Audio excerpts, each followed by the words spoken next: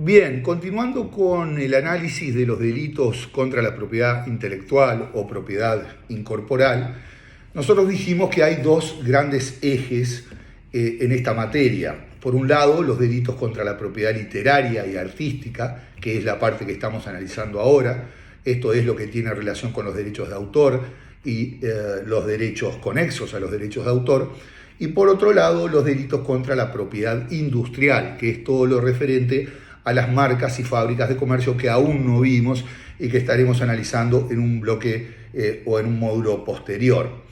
Ahora, como dije, estamos analizando lo que son los delitos contra la propiedad literaria y artística, prevista en la ley 17616, en su artículo 15. Ya hemos visto que es un artículo complejo que consta de 5 incisos y analizamos anteriormente el inciso A. Vamos a ingresar entonces en el análisis del inciso B de este artículo 15 de la ley 17616. Este es un inciso que también tiene varios verbos nucleares, 6 verbos nucleares, que son fabricar, importar, vender, dar en arrendamiento, poner en circulación o prestar. ¿Qué cosa? Bueno, ¿cuál es el objeto material? Son los dispositivos o productos, los componentes o herramientas de los mismos. O prestar cualquier servicio cuyo propósito sea impedir, burlar, eliminar o desactivar de cualquier forma los dispositivos técnicos que los titulares disponen para proteger lo que son sus derechos, ¿verdad? Con estos mecanismos, dispositivos, se buscan proteger los derechos de autor y lo que hace entonces es criminalizar los medios o herramientas que pueden disponerse para falsificar esos dispositivos. Y se incrimina a título de actos preparatorios porque alcanza con prestar cualquier servicio cuya finalidad o propósito sea justamente el de impedir, burlar o eliminar o eludir de cualquier forma esos dispositivos técnicos que se hacen para proteger los derechos. Por lo tanto, bueno, no tiene mayores complejidades este inciso B y, como he dicho, busca proteger a través de estos dispositivos técnicos los derechos de autor y castiga entonces cualquier forma de burlar, eliminar o desactivar esos dispositivos técnicos que se hacen para proteger los derechos de autor.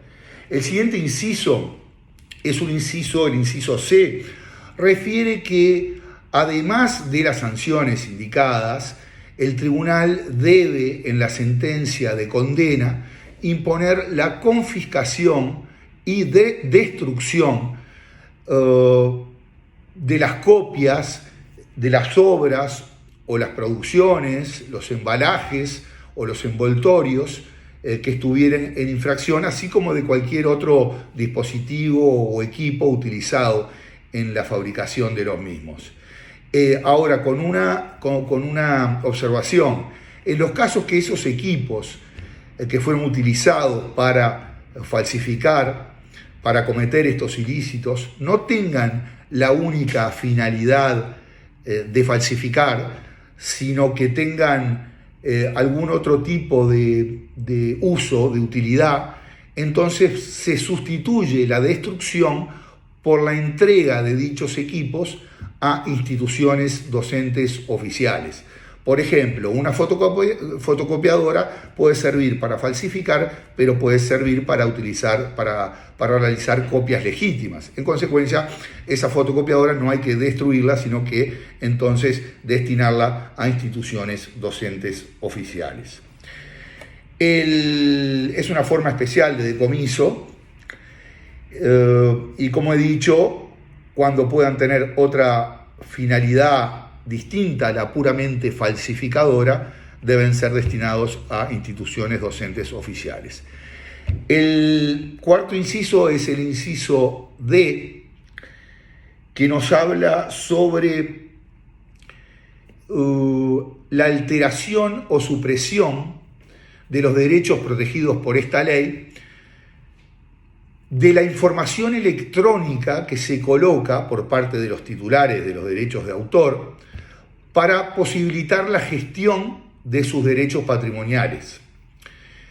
Dice, la misma pena se aplicará a quien distribuya, importe con fines de distribución, emita o comunique al público sin autorización ejemplares de obra, interpretaciones o fonogramas, sabiendo que la información colocada por los titulares del derecho de autor ha sido suprimida o alterada sin autorización. O sea, la conducta que prevé este inciso D, ¿cuál es? Es la de alterar o de suprimir, esto es, modificar o hacer desaparecer en forma no autorizada la información electrónica que se coloca para posibilitar la gestión de esos derechos. Por ejemplo, la indicación electrónica a través de las licencias, la indicación electrónica de los titulares de los derechos.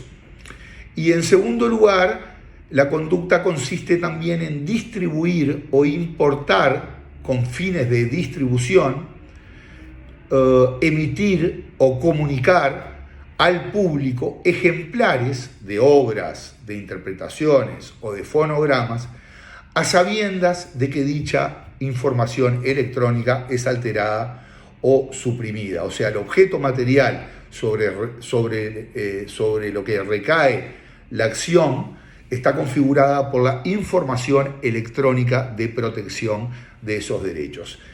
Generalmente es un código de barras que pueden activar una alarma o servir para codificar el soporte sobre el que se trabaja, y eso es lo que se falsifica. Por último, el inciso E nos habla de reproducir, dice, el que reprodujere o hiciere reproducir por cualquier medio o procedimiento sin ánimo de lucro o de causar un perjuicio injustificado, lo mismo, ¿no? Una obra, un fonograma o una interpretación o una emisión sin la autorización escrita de su respectivo titular.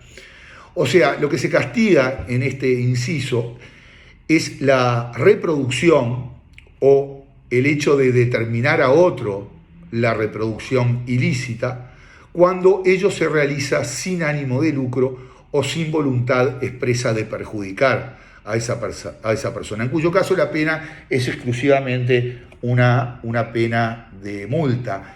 Esta figura, durante el trámite parlamentario, en un momento fue derogada como delito, luego fue transformada como una infracción administrativa y luego fue reinstaurada nuevamente como delito con una pena de multa. De última, esto se reproduce parcialmente el inciso A, ¿no? Cuando habla sin ánimo de lucro, sin voluntad de perjudicar, pero se entiende que igualmente ocasiona un perjuicio a su titular. Así que con este pequeño módulo termino lo que son los delitos contra la propiedad incorporal o intelectual en lo que se refiere a la propiedad literaria y artística, y pasamos a un nuevo bloque donde ya vamos a entrar en los delitos marcarios. Saludos, chau.